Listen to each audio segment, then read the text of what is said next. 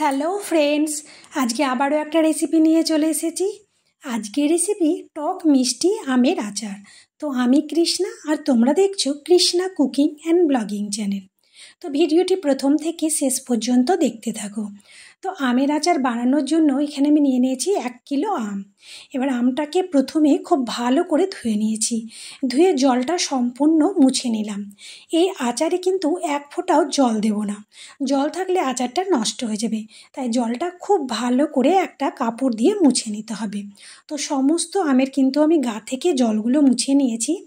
এবার আমি চোকাটা ছিলে নিলাম। চোকা ছিলে আমের ভেতরে যে বীজটা আছে সেই বীজটা ফেলে দেব। দিয়ে একটা আম, মানে ছোট যদি আম হয় তো 3 পিস করব। তো দেখো এটা ছোট আম, সেই 3 পিস আমি করে নেব। তো প্রথমে আমি একটু চিড়ে চিড়ে দিচ্ছি। চিড়ে চিড়ে দিলে কি হয়, মিষ্টিটা খুব ভালোভাবে আমের মধ্যে কিন্তু ঢুকে যাবে। তবে আমি সব আম কিন্তু এখানে চিড়ে দিইনি, কিছুটা আম চিড়ে দিয়েছি আর কিছুটা কিন্তু এমনি রেখে দিয়েছি। তোমরা চাইলে মানে প্রত্যেকটা আম একটু চিড়ে চিড়ে কেটে কেটে দেবে, দেখবে মিষ্টিটা খুব সুন্দরভাবে আমের মধ্যে ঢুকে যাবে। তো দেখো সমস্ত আমগুলো কিন্তু চোকা ছিলে আমি যে আমগুলো বড় সেইগুলো কিন্তু 4 পিস করে নিয়েছি। তো নিজেদের ইচ্ছে অনুযায়ী পিসের সাইজটা দিয়ে দেবে। তো বড় বলে এখানে 4 পিস করেছি। তো আমগুলো সমস্ত কাটা হয়ে গেছে। এবার এখানে আমি নিয়ে নিয়েছি চিনি। তো প্রথমে আমি আমের মধ্যে দিয়ে দিলাম 300 গ্রাম চিনি, আর দিয়ে দেবো এখানে 100 গ্রাম গুড়। তোমরা চাইলে এখানে গুড়ের পরিমাণটা বেশিও দিতে পারো, কিংবা শুধু গুড় দিয়েও তৈরি করতে পারো। আর যদি চিনি আর গুড় 2 রকম দিয়ে আচারটা করা যায়, আচারটা খেতে কিন্তু খুবই ভালো লাগবে। তো এখানে আমি ওই 15 মিনিট মতো চিনি আর গুড়ের সাথে আমটা মাখিয়ে রেখে দিলাম। এবার আমি মশলাটা তৈরি করে নেব। তো এখানে আমি 5 ফোড়ন নিয়েছি আর নিয়েছি 3টে শুকনো লঙ্কা। এবার আমি শুকনো লঙ্কা আর 5 ফোড়নটা ভেজে নিলাম।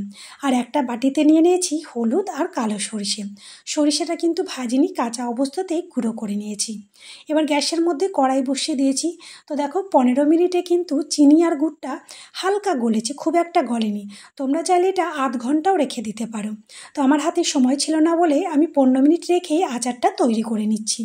তো আমি এখন গ্যাসের মধ্যে কড়াই বসিয়ে পুরো আমটা দিয়ে দিলাম। আর গ্যাসের হিট কিন্তু একদম লো হিটে আছে, হাই হিটে এখনই দেবো না, নাহলে চিনিগুলো ধরে যেতে পারে। তো আমি একদম লো হিটে রেখে ঢাকা দিয়ে দেবো। চিনিটা যতক্ষণ না পর্যন্ত গলছে ততক্ষণ পর্যন্ত হিটটা কিন্তু কমানোই থাকবে। তো এবার আমি এদিকে আমটাকে ঢাকা দিয়ে দিয়েছি।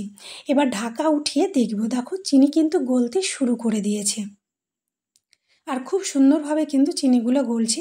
এটা কিন্তু ঢাকা দিয়ে বারবার একটু নেড়ে চেড়ে দিতে হবে। তো আমি দিয়ে দিলাম লবণ, এখানে স্বাদ অনুযায়ী লবণ দিয়েছি। আর কালারের জন্য দিয়ে দিলাম কাশ্মীরি রেড চিলি পাউডার। আর দিয়ে দেবো সামান্য হলুদ। হলুদ ওখানে খুব বেশি দেওয়ার দরকার নেই, আবার নাও দিতে পারো। তো এখানে আমি দেখতে সুন্দর লাগার জন্য সামান্য একটু হলুদ দেব। তো দেখো হলুদ দিয়ে আর কাশ্মীরি রেড চিলি পাউডার দিয়ে কালারটা কিন্তু খুবই সুন্দর এসেছে। আর এইদিকে কিন্তু চিনিটাও গলতে শুরু করে দিয়েছে। তো আমি গ্যাসের হিটটা এখন মিডিয়ামে রেখেছি, আর মিডিয়ামে রেখে সম্পূর্ণ চিনি আর গুড়টাকে গলিয়ে নিয়েছি। তো দেখো চিনি আর গুড় কিন্তু গলে গেছে। আর এই চিনি আর গুড়ের মধ্যেই কিন্তু এই গলে যাওয়া, মানে সমস্ত আমটা সেদ্ধ করতে হবে।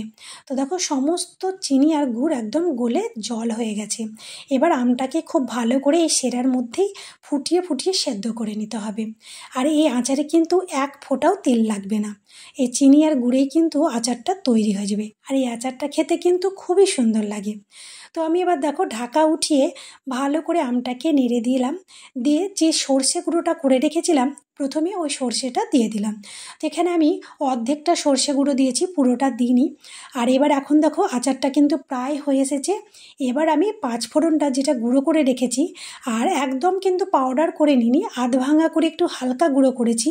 এবারে 5 ফোড়ন আর লঙ্কাটা দিয়ে দিলাম, গুঁড়োটা দিয়ে ভালো করে একটু নেড়ে মিশিয়ে নিলাম।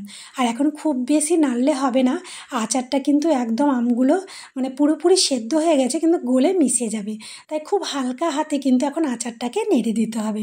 আর দেখেই কিন্তু জিভে জল চলে আসছে, এত সুন্দর আচারটা হয়েছে। দেখে বুঝতে পারছো যে কালারটা কতটা সুন্দর এসেছে। তো আবারও আমি এখানে হাফ চামচ, মানে পুরো মশলাটাই কিন্তু এখানে 5 ফোড়নের মশলাটা পুরোটা দিয়ে দিয়েছি। তা আচার কিন্তু একদম তৈরি হয়ে গেছে। আর পুরো গুড় চিনি কিন্তু একদম দেখো শুকিয়ে এসেছে। এর থেকে যদি বেশি শুকানো হয় তাহলে কিন্তু হবে না। এই অবস্থাতে গ্যাসের ফ্লেমটা অফ করে দিতে হবে। দেখো আমি অফ করে দিয়েছি, আচার কিন্তু পুরোপুরি রেডি হয়ে গেছে। এটা কিন্তু হালকা ঠান্ডা হয়েছে, খুব ঠান্ডা হয়নি, আর একটু ঠান্ডা হলে কিন্তু আরেকটু জমে যাবে। তো তোমরাও কিন্তু এইভাবে একবার টক মিষ্টি আমের আচার বানিয়ে খাবে, দেখবে ভীষণ ভালো লাগবে। বাই।